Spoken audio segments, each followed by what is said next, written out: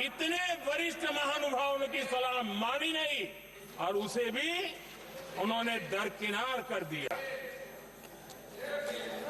और आदरणीय सभापति जी, ये संविधान संशोधन करने का ऐसा खून कांग्रेस के मुंह लग गया कि समय समय पर वो संविधान का शिकार करती रही। ये खून मुंह पे लग गया। इतना ही नहीं, संविधान के स्पिरिट को लहू लहान करती रही। आदरणीय सभापति जी, करीब 6 दशक में 75 बार संविधान बदला गया।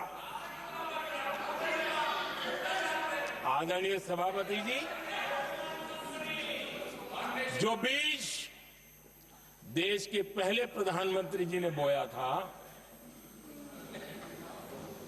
उस बीज को खाद पानी देने का काम एक और प्रधानमंत्री ने किया। उनका नाम था श्रीमती इंदिरा गांधी।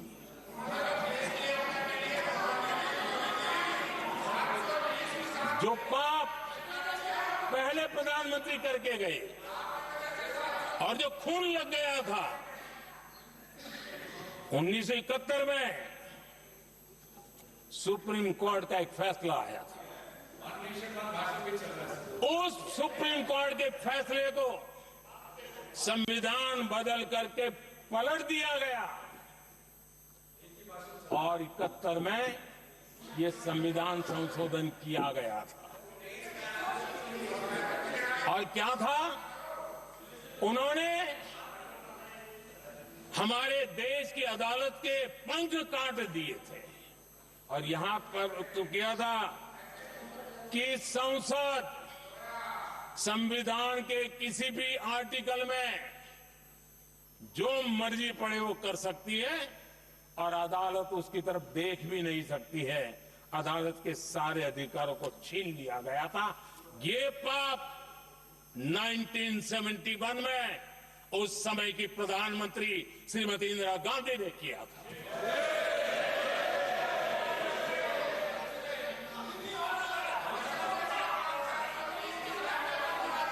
और इस परिवर्तन ने इंदिरा जी की सरकार को मौलिक अधिकारों को छीनने का और न्यायपालिका पर नियंत्रण करने का अधिकार दिया, सक्षम बना दिया था। आदरणीय सभापति जी, खून मुंह पे लग गया था, कोई रोकने वाला था नहीं। और इसलिए जब इंदिरा जी के चुनाव को गैर रीति के कारण, असंवैधानिक तरीके से चुनाव लड़ने के कारण अदालत ने उनके चुनाव को खारिज कर दिया और उनको एमपी पद छोड़ने की नौबत आई, तो उन्होंने गुस्से में आकर के देश पर इमरजेंसी थोप दी, आपातकाल लगा दिया अपनी कुर्सी बचाने के लिए। और उसके बाद इतना ही नहीं, उन्होंने इमरजेंसी तो लगाई, संविधान का दुरुपयोग तो किया ही किया, भारत के लोकतंत्र का गला तो घोंट ही दिया। लेकिन 1975 में 39वां संशोधन किया और उसमें उन्होंने क्या किया, राष्ट्रपति, उपराष्ट्रपति, प्रधानमंत्री, अध्यक्ष, इनके चुनाव के खिलाफ कोई कोर्ट में जा ही नहीं सकता है, ऐसा उन्होंने, और वो भी रिट्रोस्पेक्टिव किया। आगे के लिए नहीं, पीछे का भी, अपने पापों का भी उन्होंने और आदरणीय सभापति जी, मैं संविधान की बात कर रहा हूं, मैं संविधान के आगे पीछे कुछ नहीं बोल रहा हूं।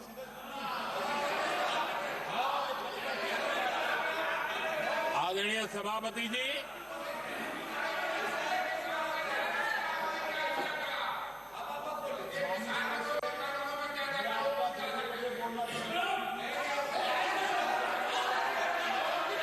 आदरणीय सभापति जी, इमरजेंसी में लोगों के अधिकार छीन लिए गए, देश के हजारों लोगों को जेलों में ठूंस दिया गया, न्यायपालिका का गला दौड़ दिया गया, अखबारों की स्वतंत्रता पर ताले लगा दिए गए। इतना ही नहीं, कमिटेड जुडिशरी, इस विचार को उन्होंने पूरी ताकत दी। और इतना ही नहीं, जिस जस्टिस एच.आर. खन्ना ने उनके चुनाव में उनको खिलाफ जो जजमेंट दिया था, वो इतना गुस्सा भरा था कि जब जस्टिस एच.आर. खन्ना जो सीनियरिटी के आधार पर सुप्रीम कोर्ट के चीफ जस्टिस बनने थे, जिन्होंने संविधान के सम्मान करते हुए उस पीरियड से इंदिरा जी को सजा दी थी, उन्होंने मुख्य न्यायाधीश नहीं बनने दिया। ये संविधान और लोकतांत्रिक प्रक्रिया रही।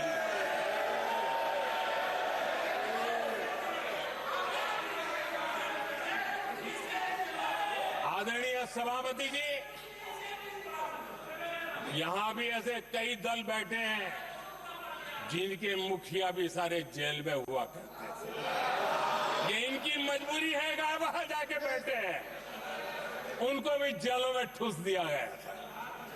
आदरणीय सभापति जी, देश पर जुल्म तांडव चल रहा था, निर्दोष लोगों को जेलों में ठूस दिया जाता था, लाठियां बरताई जाती थी, कई लोग जेलों में मौत के शरण हो गए थे, और एक निर्दयी सरकार संविधान को चूर चूर करती रही थी।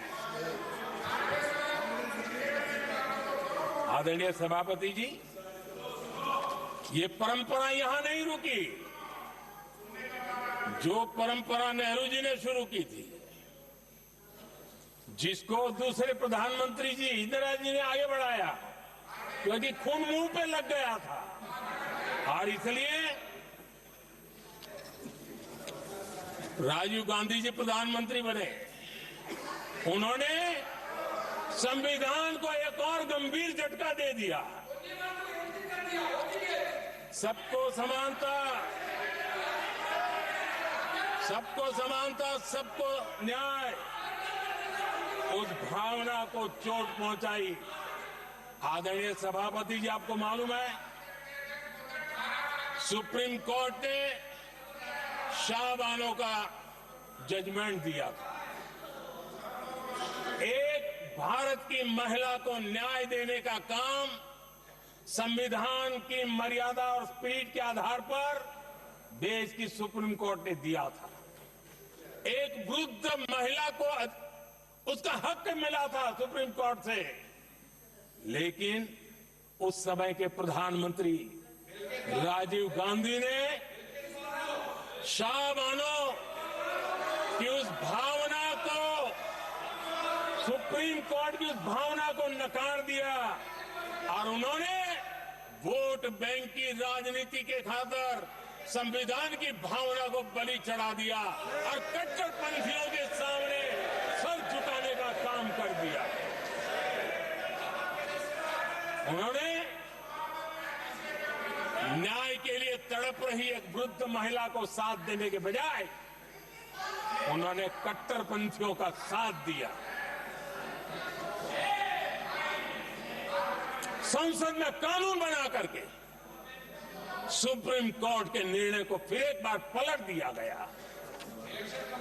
आदरणीय सभापति जी, बात वहां से नहीं अटकी है। नेहरू जी ने शुरू किया, इंदिरा जी ने आगे बढ़ाया, और राजीव जी ने भी उसको ताकत दी, खाद पानी देने का काम किया। क्यों? संविधान के साथ खिलवाड़ करने का लहू उनके मुंह लग गया। आदरणीय सभापति जी, अगली पीढ़ी भी इसी खिलवाड़ में जुड़ी पड़ी है। एक किताब को मैं कोट कर रहा हूं। उस किताब में जो लिखा गया है, और उसमें प्रधानमंत्री उस समय के मेरे पहले जो प्रधानमंत्री थे उनको कोट किया है। उन्होंने कहा है, मुझे यह स्वीकार करना होगा कि पार्टी अध्यक्ष सत्ता का केंद्र है। ये मनमोहन सिंह जी ने कहा है, जो एक किताब में लिखा गया है। मुझे यह स्वीकार करना होगा कि पार्टी अध्यक्ष सत्ता का केंद्र है। सरकार पार्टी के प्रति जवाबदेह है। इतिहास में पहली बार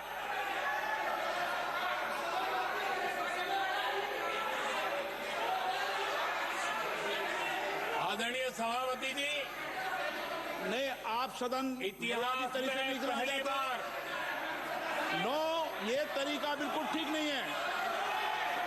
सदन के नेता बोल रहे हैं, आपको मर्यादा रखनी चाहिए। ऐसे सदन नहीं चलेगा इस तरीके से, गलत तरीका आपका ये। माननीय प्रधानमंत्री जी। आदरणीय सभापति जी, इतिहास में पहली बार संविधान को ऐसी गहरी चोट पहुंचा दी गई।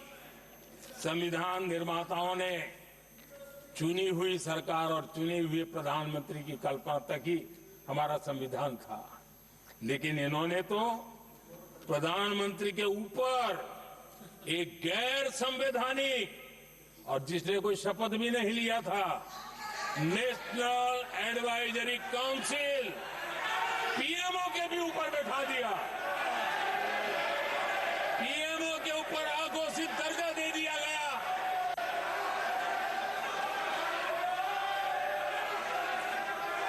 आदरणीय सभापति जी, इतना ही नहीं, और एक पीढ़ी आगे चले, और उस पीढ़ी ने क्या किया? भारत के संविधान के तहत देश की जनता जनार्दन सरकार चुनती है, और वो सरकार का मुखिया कैबिनेट बनाता है। ये संविधान के तहत है। इस कैबिनेट ने जो निर्णय किया, संविधान का अपमान करने वाले अहंकार से भरे लोगों ने पत्रकारों के सामने कैबिनेट के निर्णय को फाड़ दिया। संविधान को हर मौके पर संविधान के साथ खिलवाड़ करना, संविधान को न मानना, ये जिनकी आदत हो गई थी। और दुर्भाग्य देखिए, एक अहंकारी व्यक्ति कैबिनेट के निर्णय को फाड़ दे और कैबिनेट अपना फैसला बदल दे। ये कौन सी व्यवस्था है? आदरणीय सभापति जी, मैं जो कुछ भी कह रहा हूं वो संविधान के साथ क्या हुआ उसी की बात कर रहा हूं। उस समय करने वाले पात्रों को लेकर किसी को परेशानी होती होगी, लेकिन बात संविधान की है। मेरे मन के और मेरे विचारों को मैं अभिव्यक्त नहीं कर रहा हूं।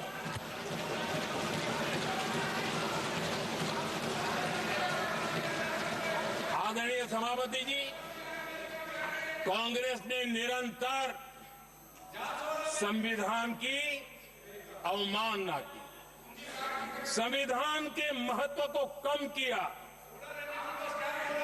कांग्रेस इसके अनेक उदाहरणों से भरा पड़ा हुआ है। संविधान के साथ धोखेबाजी कैसे करते थे, संवैधानिक संस्थाओं को कैसे नहीं मानते थे, इस देश में बहुत कम लोगों को मालूम होगा। 370 की तो पता है सबको, 35A का पता बहुत कम है। संसद में आए बिना, जबकि संसद में आना पड़ता, संसद को ही अस्वीकार कर दिया गया।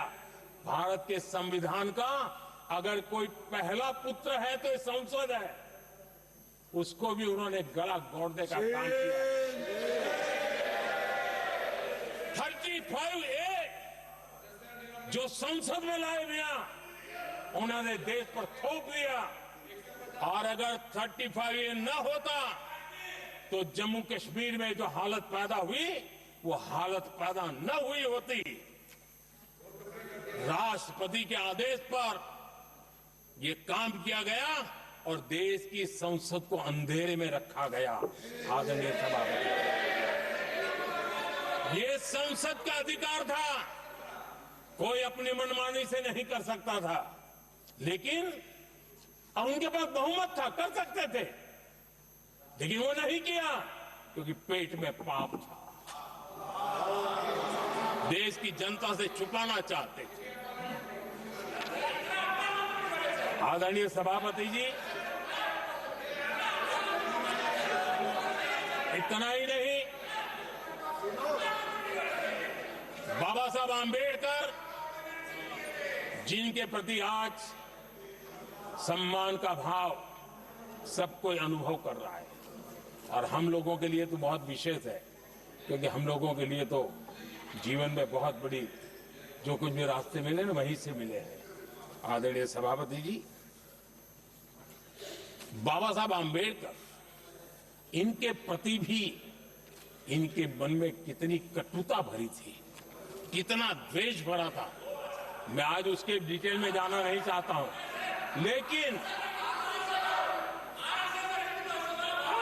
जब अटल जी की सरकार थी तब बाबा साहब आंबेडकर, उनका जो महापरिनिर्वाण भूमि है, वहां पर अलीपुर रोड पर अटल जी की सरकार में बाबा साहब आंबेडकर जी के स्मृति में एक स्मारक बनाना तय हुआ। अटल जी के समय ये नहीं हुआ। दुर्भाग्य देखिए, 10 वर्ष यूपीए की सरकार रही, उसने इस काम को नहीं किया, न होने दिया। बाबा साहब आंबेडकर का जब हमारी सरकार आई, बाबा साहब आंबेडकर के प्रति हमारा सब श्रद्धा होने के कारण हमने अलीपुर रोड पर बाबा साहब मेमोरियल बनाया और उसका काम किया। आदरणीय सभापति जी, दिल्ली में जब बाबा साहब आंबेडकर के 1992 में, उस समय चंद्रशेखर जी कुछ समय थे, तब एक निर्णय किया गया था, आंबेडकर इंटरनेशनल सेंटर नई जनपद के पास। 40 साल तक वो कागज पे ही पड़ा रहा, नहीं किया गया, और तब जाकर के 2015 में हमारी सरकार आई और हमने आकर के इस काम को पूरा किया। बाबा साहब को भारत रत्न देने का काम भी जब कांग्रेस सत्ता से बाहर गई तब संभव हुआ। इतना ही नहीं, आदरणीय सभापति जी, बाबा साहब आंबेडकर के 125 साल तो हमने पूरी दुनिया में बनाए थे, विश्व के 120 देशों में बनाने का काम किया था, लेकिन जब बाबा साहब आंबेडकर की शताब्दी थी तब अकेली बीजेपी की सरकार थी मध्य प्रदेश में। सुंदरलाल जी पटवा हमारे मुख्यमंत्री जी थे, और महू में जहां बाबा साहब आंबेडकर जी का जन्म हुआ था उसको एक स्मारक के रूप में पुनर्निर्माण करने का काम सुंदरलाल पटवा जी जब मुख्यमंत्री थे तब मध्य प्रदेश में हुआ था। शताब्दी के समय भी उनके साथ यही किया गया था। आदरणीय सभापति जी,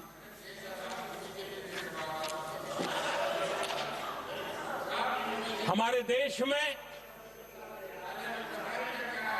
बाबा साहब आंबेडकर एक दीर्घदृष्टा थे, समाज के दबे कुचले लोगों को मुख्य धारा में लाने के लिए वो प्रतिबद्ध थे, और एक लंबे सोच के साथ भारत को अगर विकसित होना है तो भारत का कोई अंग दुर्बल नहीं रहना चाहिए, ये चिंता बाबा साहब को सताती थी।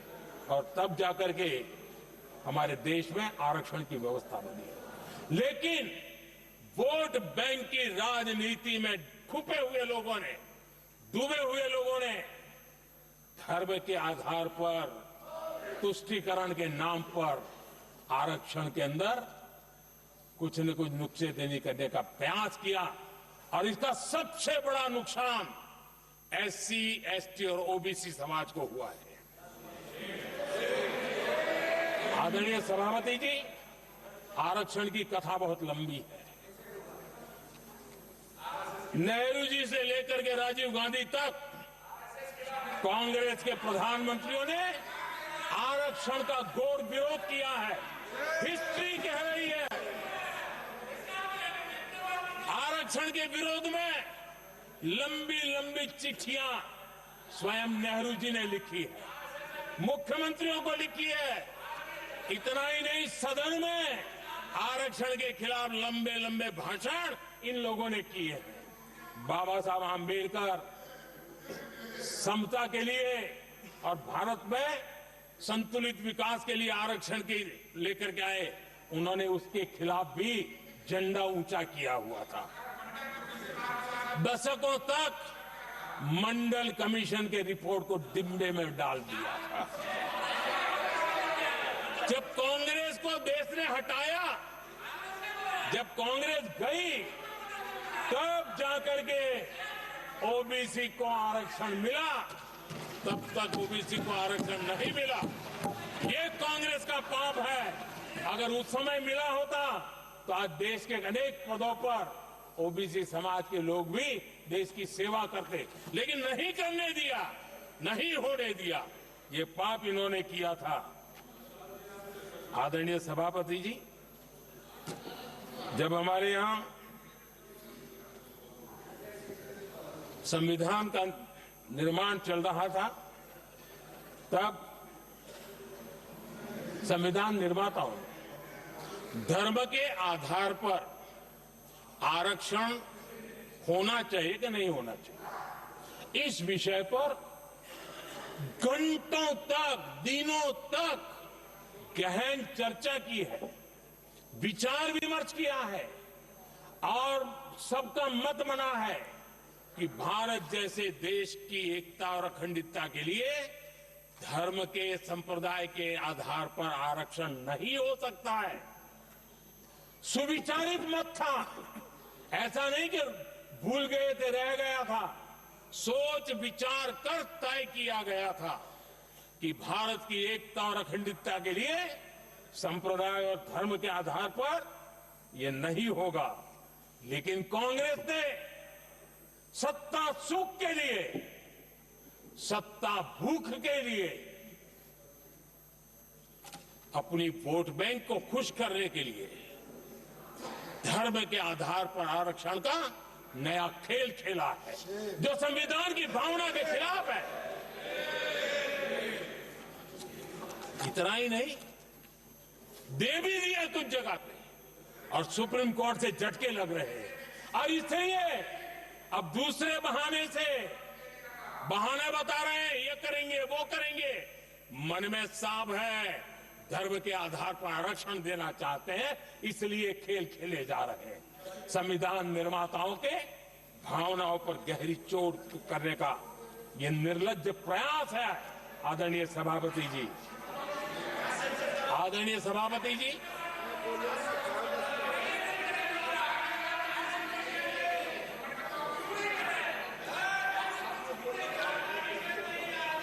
आदरणीय सभापति जी, एक गलत और विषय, ये तरीका ठीक नहीं। आपके नेता ने बोला, आपने बोला दोबारा बात मत करो। जिसकी भी मैं चर्चा करना चाहता हूं, और वो ज्वलंत विषय समान नागरिक संहिता, यूनिफॉर्म सिविल कोड।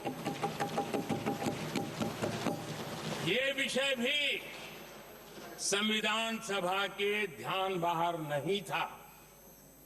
संविधान सभा ने यूनिफॉर्म सिविल कोड को लेकर के लंबी चर्चा की, गहन चर्चा की, और उन्होंने बहस के बाद निर्णय किया कि अच्छा होगा कि जो भी सरकार चुन करके आए वो उसका निर्णय करे और देश में यूनिफॉर्म सिविल कोड लागू करे। ये संविधान सभा का आदेश था। और बाबा साहब आंबेडकर ने कहा था, जो लोग संविधान को समझते नहीं है, देश को समझते नहीं है, सत्ता भूख सेवा कुछ पड़ा नहीं है, उनको पता नहीं है बाबा साहब ने क्या कहा था। बाबा साहब ने कहा था, धार्मिक आधार पर बने। ये मैं बाबा साहब की बात कर रहा हूं, इतना वीडियो कट करके घुमाना मत। आदरणीय सभापति जी, बाबा साहब ने कहा था, धार्मिक आधार पर बने पर्सनल लॉ को खत्म करने की बाबा साहब ने जोरदार वकालत की थी। उस समय के सदस्य के.एम.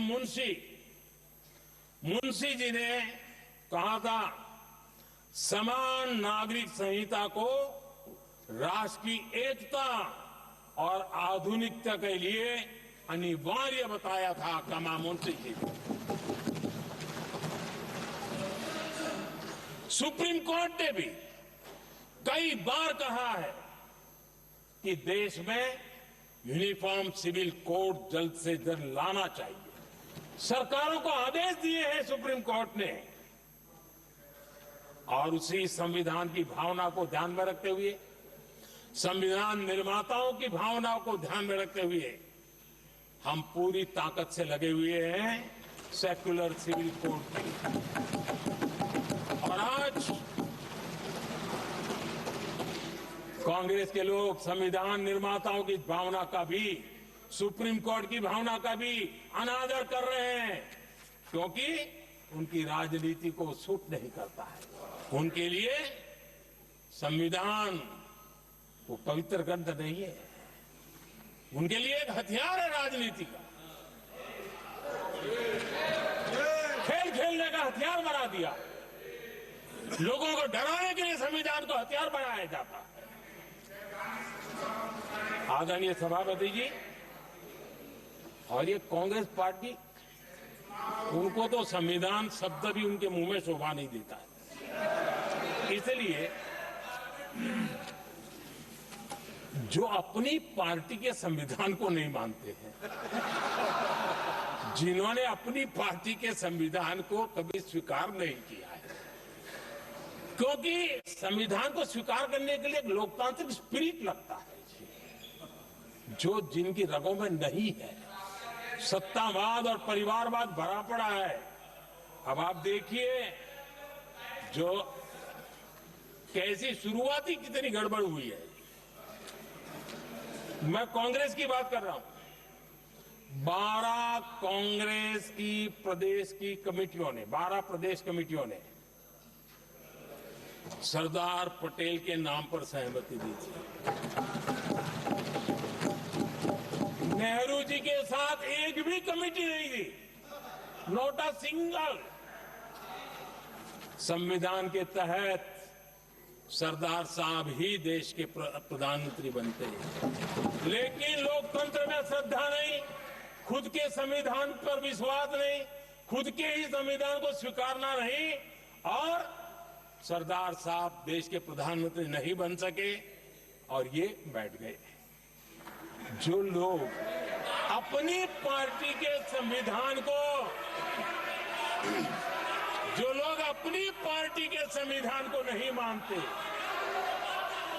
वो कैसे देश के संविधान को स्वीकार कर सकते हैं?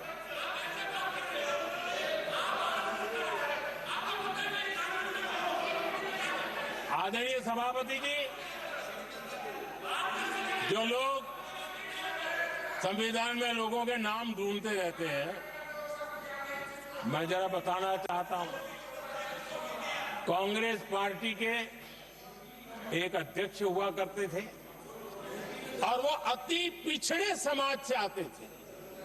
अति पिछड़े, पिछड़े भी नहीं, अति पिछड़े, अति पिछड़े समाज से आते हुए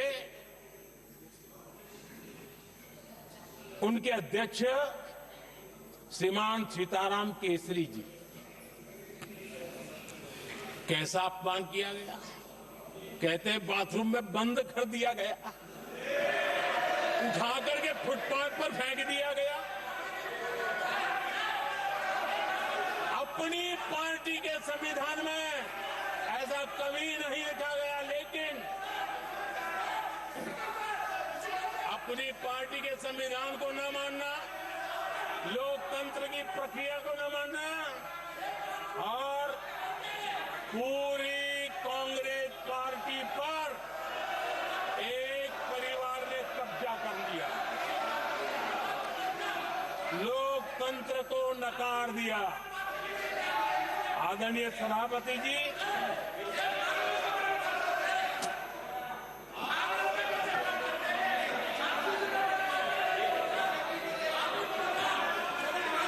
तो आपके सदस्यों ने क्या क्या बोला था ठीक नहीं है। आप जब सदन के नेता बोल रहे हैं तो सदन की मर्यादा को रखो, आदरणीय अच्छी सभापति परंपरा जी, को बनाओ। संविधान के साथ खिलवाड़ करना, संविधान के स्पिरिट को तहस नहस करना, ये कांग्रेस की रगों में रहा है। हमारे लिए संविधान, उसकी पवित्रता, उसकी शुचिता हमारे लिए सर्वोपरि है। और ये शब्दों में नहीं है, जब जब हमें कसौटी पर कसा गया है, हम तप करके निकले हुए लोग हैं। मैं उदाहरण देना चाहता हूं। 1996 में सबसे बड़े दल के रूप में भारतीय जनता पार्टी जीत करके आई, सबसे बड़ा दल था। और राष्ट्रपति जी ने संविधान की भावना तहत सबसे बड़े दल को प्रधानमंत्री के शपथ के लिए बुलाया और 13 दिन सरकार चली। अगर हमें संविधान के स्पिरिट के प्रति हमारा भावना न होती तो हम भी ये बांटो, वो बांटो, ये दे दो, वो दे दो, इसको डिप्टी पीएम बना दो, इसको ठिकाना बना दो, हम भी सत्ता सुख भोग सकते थे। लेकिन अटल जी ने सौदेबाजी का रास्ता नहीं चुना, संविधान के सम्मान का रास्ता चुना और 13 दिन के बाद इस्तीफा देना स्वीकार कर दिया। ये ऊंचाई है हमारी लोकतंत्र की। इतना ही नहीं, 1998 में एनडीए की सरकार थी, सरकार चल रही थी, लेकिन कुछ लोगों को हम नहीं तो कोई नहीं, ये जो एक परिवार का खेल चला है, अटल जी की सरकार को अस्थिर करने के लिए खेल चले गए। वोट हुआ, खरीद फरोख्त तब भी हो सकती थी, बाजार में माल तब भी बिकता था, लेकिन संविधान की भावना के प्रति समर्पित अटल बिहारी वाजपेयी जी की सरकार ने एक वोट से हारना पसंद किया, इस्तीफा दिया, लेकिन असंवैधानिक कोई कृत्य नहीं किया। ये हमारा इतिहास है, ये हमारे संस्कार है, ये हमारी परंपरा है। और दूसरी तरफ अदालत ने भी जिस पर थप्पा मार दिया, कैश फॉर वोट का कांड, एक लघुमती सरकार को बचाने के लिए संसद में नोटों के ढेर साक्ष्य के रूप में रखे गए, असंवैधानिक तरीका। सरकार बचाने के लिए भारत के लोकतंत्र की भावना को बाजार बना दिया गया, वोट खरीदे गए। आदरणीय सभापति जी, 90 के दशक में कई सांसदों को रिश्वत देने का पाप, ये संविधान की भावना थी कि 140 करोड़ वासियों के मन में जो लोकतंत्र पनपा है, उस लोकतंत्र के साथ ये खिलवाड़। कांग्रेस के लिए सत्ता सुख, सत्ता की भूख, यही एकमात्र कांग्रेस का इतिहास है, कांग्रेस का वर्तमान है। आदरणीय सभापति जी,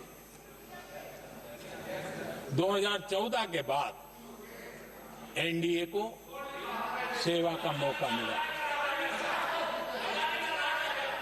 संविधान और लोकतंत्र को मजबूती मिली। ये पुरानी जो बीमारियों थी, उस बीमारी से मुक्ति का हमने एक अभियान चलाया। बीते 10 साल यहां से पूछा गया, हमने भी संविधान संशोधन किए। जी हां, हमने भी संविधान संशोधन किए हैं, देश की एकता के लिए, देश की अखंडता के लिए, देश के उज्जवल भविष्य के लिए और संविधान की भावना के प्रति पूर्ण समर्पण के साथ किए हैं।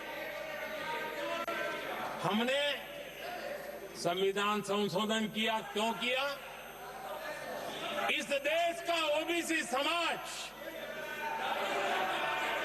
तीन दशक से ओबीसी कमीशन को संवैधानिक दर्जा देने के लिए मांग कर रहा है। ओबीसी के सम्मान के लिए, उसको संवैधानिक दर्जा देने के लिए हमने संविधान संशोधन किया है। हमें गर्व है ये करने का।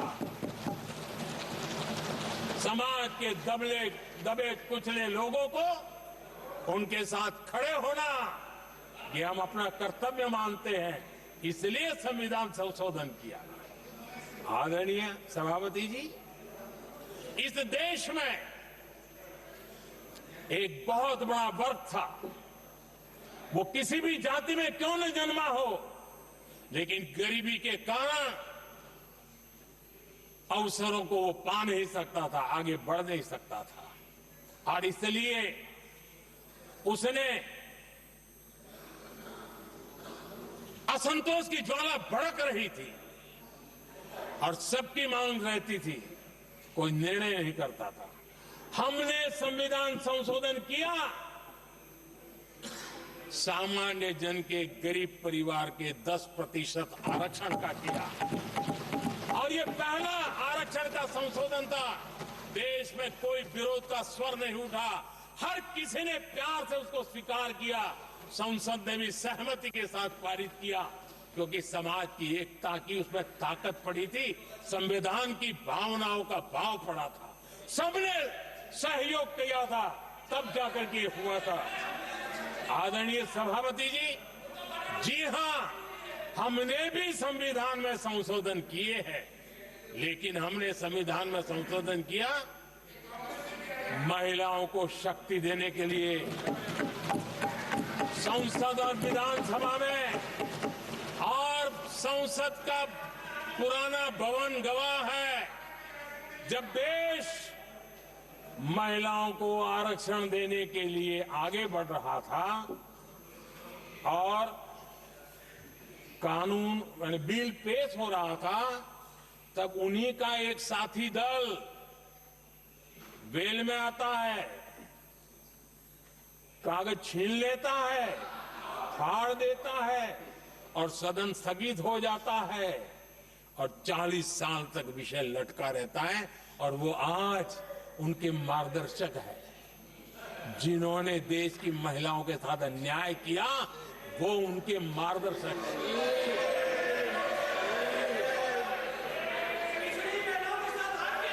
आदरणीय सभापति जी, हमने संविधान संशोधन किया, हमने देश की एकता के लिए किया। बाबा साहब आंबेडकर का संविधान 370 की दीवार के कारण जम्मू कश्मीर की तरफ देख भी नहीं सकता था। हम चाहते थे बाबा साहब आम्बेडकर का संविधान हिंदुस्तान के हर हिस्से में लगना चाहिए और इसलिए बाबा साहब को श्रद्धांजलि भी देनी थी, देश की एकता को मजबूत करना था। हमने संविधान संशोधन किया, डंके की चोट पर किया और 370 को हटाया और भारत की सुप्रीम कोर्ट ने भी अब तो उसको मोहर लगा दी है। आदरणीय सभापति जी, हमने 370 का हटाने के लिए संशोधन किया। हमने ऐसे कानून भी बनाए। जब देश का विभाजन हुआ, महात्मा गांधी समेत देश के वरिष्ठ नेताओं ने सार्वजनिक रूप से कहा था कि पड़ोस के जो हमारे देश हैं, जहां जो माइनॉरिटीज है, वो जब भी संकट में आएगी तो उनकी चिंता ये देश करेगा। गांधी जी ने का वचन था, जो उनके नाम पर सत्ता पर चढ़ जाते थे उन्होंने तो पूरा नहीं किया। हमने सीएए ला करके उसको पूरा किया। वो कानून हमने लाया, हमने किया है और गर्व के साथ आज भी हम उसको ओन कर रहे हैं, मुंह नहीं छुपाते हैं, क्योंकि देश के संविधान की भावना के साथ मजबूती के साथ खड़े रहने का हमने काम किया। आदरणीय सभापति जी, हमने जो संविधान संशोधन किए हैं वो पुरानी गलतियों को ठीक करने के लिए किए और हमने एक उज्जवल भविष्य का रास्ता मजबूत करने के लिए किए हैं और समय बताएगा, समय की कसौटी पर हम खरे उतरेंगे, क्योंकि वो सत्ता स्वार्थ के लिए किया गया पाप नहीं है, हमने देश हित में किया हुआ पुण्य है। और इसलिए हमें जो सवाल पूछते हैं आदरणीय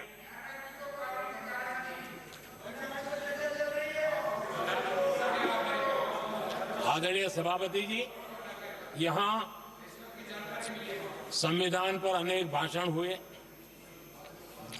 अनेक विषय उठाए गए।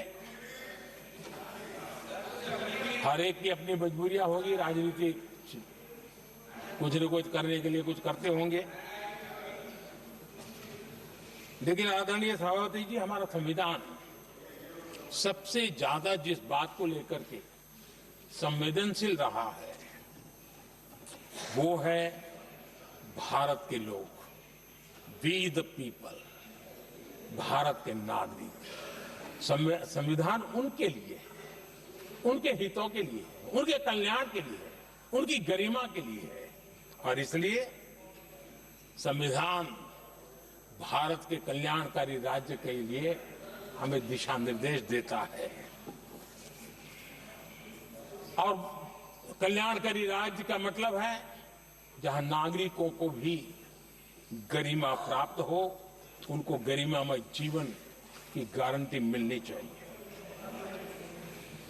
हमारे कांग्रेस के साथियों को एक शब्द बहुत प्रिय है,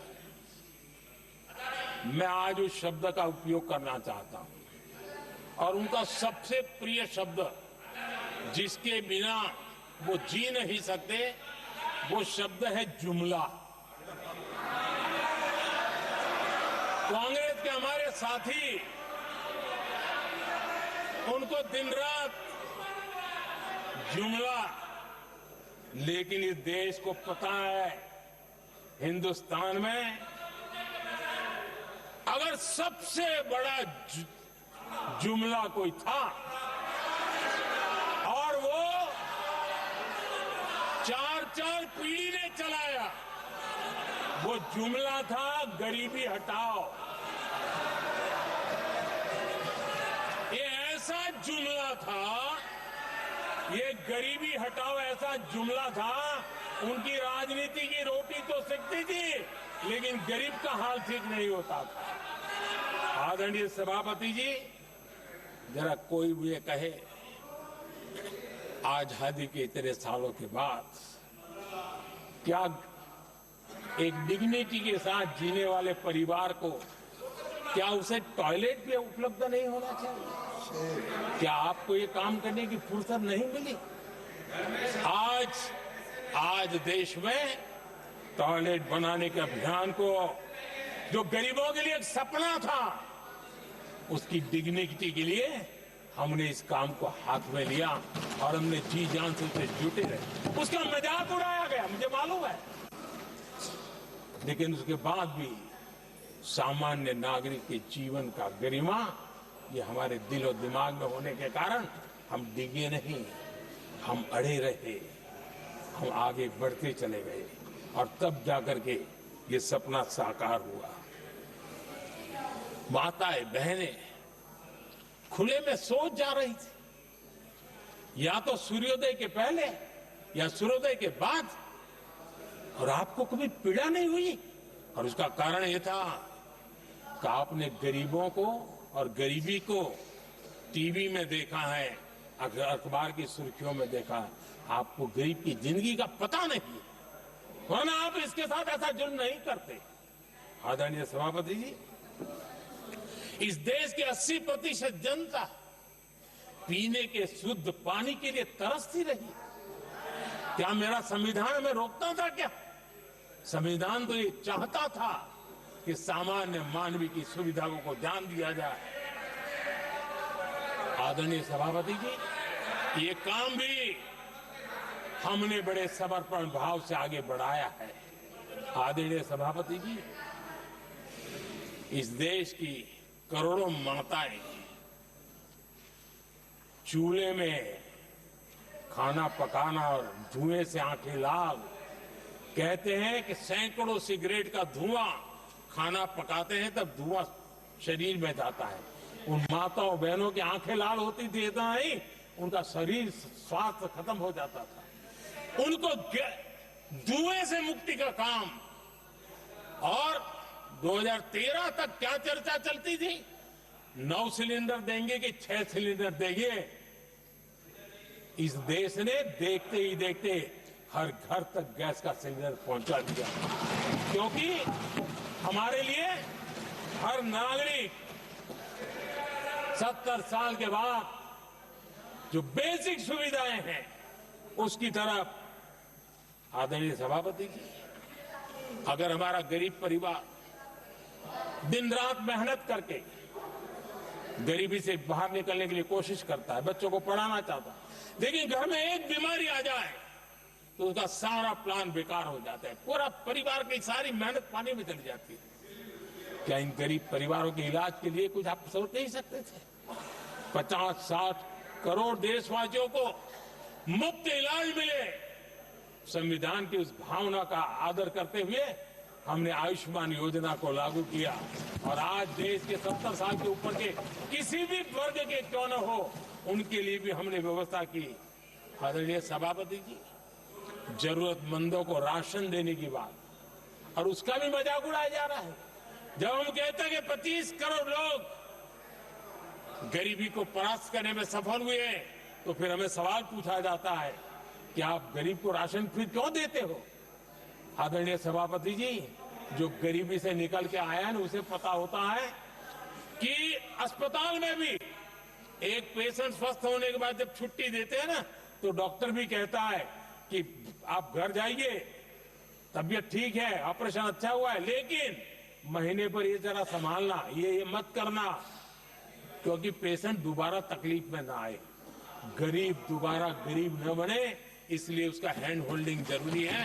और इसलिए हम मुफ्त राशन दे रहे हैं। उसकी मजाक मत उड़ाओ, क्योंकि हमें गरीबी से जो बाहर निकला है उसको दोबारा गरीबी में जाने नहीं देना है, और जो अभी भी गरीबी में है उसे हमें गरीबी से बाहर लाना है।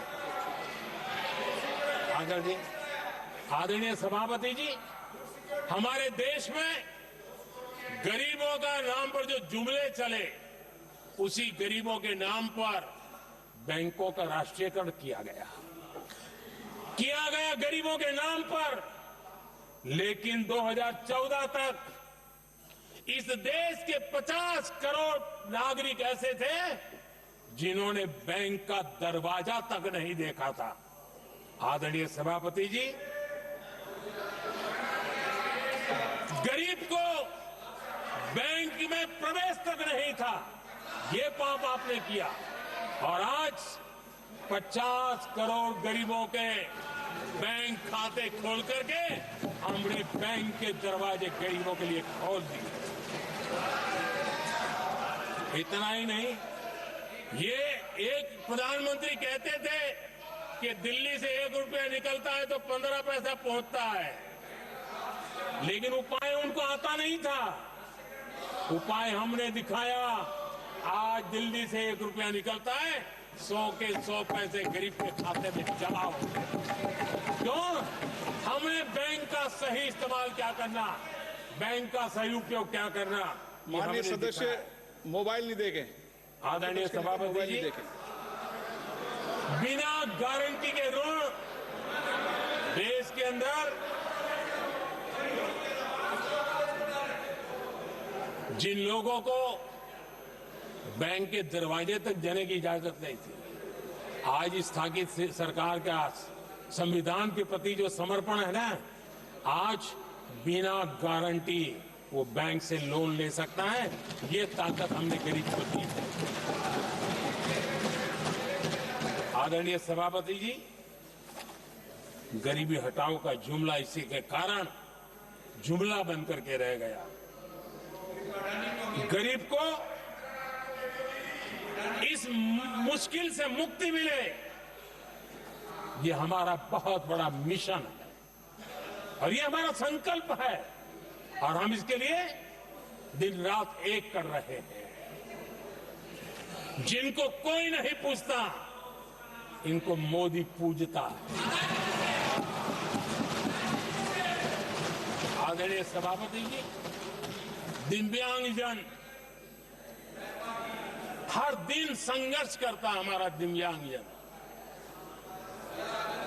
अब जाकर के हमारे दिव्यांग को फ्रेंडली इंफ्रास्ट्रक्चर मिले, उसकी व्हीलचेयर आगे तक जाए, ट्रेन के डिब्बे तक जाए। ये व्यवस्था दिव्यांगजन के लिए करने का हमारे दिल में तब आया क्योंकि समाज के दबले कुचले वंचित लोगों की चिंता करना हमारे मन में था, तब हुआ। आदरणीय सभापति जी, आप मुझे बताइए, एक तो भाषा के नाम पर झगड़ा करना तो सिखा दिया आपने, लेकिन मेरे दिव्यांगजनों के साथ कितना अन्याय किया। जो हमारे यहां साइनेज लैंग्वेज जो है, साइन लैंग्वेज की जो व्यवस्था है, खास करके मूक बधिर के लिए, अब दुर्भाग्य ऐसा देश का कि असम में जो भाषा सिखाई जाए, उत्तर प्रदेश में दूसरी सिखाई जाए, उत्तर प्रदेश में सिखाई जाए, महाराष्ट्र में तीसरी सिखाई जाए। हमारे दिव्यांगजनों के लिए एक साइन लैंग्वेज का होना बहुत जरूरी था। आजादी के 7 दशक बाद भी उनको उन दिव्यांगजनों की याद नहीं आई। एक कॉमन साइन लैंग्वेज बनाने का काम हमने किया, जो आज देश के मेरे सभी दिव्यांग भाई बहनों के लिए काम आ रही है। आदरणीय सभापति जी, गुमंतु और अर्ध गुमंतु जन समूह समाज का इसके ऊपर पूछने वाला नहीं था। उनके कल्याण के लिए वेलफेयर बोर्ड बनाने का काम हमने किया, क्योंकि संविधान की प्राथमिकता है लोग, हमें उसको दर्जा देने का काम किया है। आदरणीय सभापति जी, हर कोई रेहड़ी पटरी के लोगों से जानता है, हर मोहल्ले में, हर इलाके में, हर फ्लैट में, हर सोसाइटी में सुबह होते ही वो रेहड़ी पटरी वाला आकर के मेहनत करके और लोगों का जीवन चलाने में मदद करता है। उसको बेचारे को 12-12 घंटे काम करे, रेहड़ी भी किसी से किराए पर ले ले, किसी से ब्याज से पैसा ले, किसी से सामान खरीदे, शाम को ब्याज खाओ पैसा ले जाए, बड़ा मुश्किल से अपने बच्चों के लिए ब्रेड का टुकड़ा ले जा सके। ये हालत थी। ये हमारी सरकार ने है रेहड़ी पटरी वालों के लिए स्वनिधि योजना बना करके बैंक से उनको बिना गारंटी लोन देने का शुरू किया, और आज उसके कारण, वो स्वनिधि योजना के कारण वो तीसरे राउंड तक पहुंचा है और अधिकतम लोन बैंक से उसको सामने से मिल रही है। उसकी प्रतिष्ठा का और उसका विस्तार हो रहा है, विकास भी हो रहा है। आदरणीय सभापति जी, इस देश में हम में से कोई ऐसा नहीं होगा जिसको विश्वकर्मा की जरूरत न पड़ती हो। समाज की व्यवस्था की एक बहुत बड़ी व्यवस्था बनी थी सदियों से चली आ रही थी, लेकिन वो विश्वकर्मा साथियों के लिए कभी पूछा नहीं गया। हमने विश्वकर्मा के कल्याण के लिए योजना बनाई, बैंक से लोन लेने की व्यवस्था की, उनको नई ट्रेनिंग देने की व्यवस्था की, उनको आधुनिक टूल देने की व्यवस्था की, नई डिजाइन से काम बनाने की चिंता की और उसको हमने मजबूत बनाने का काम किया।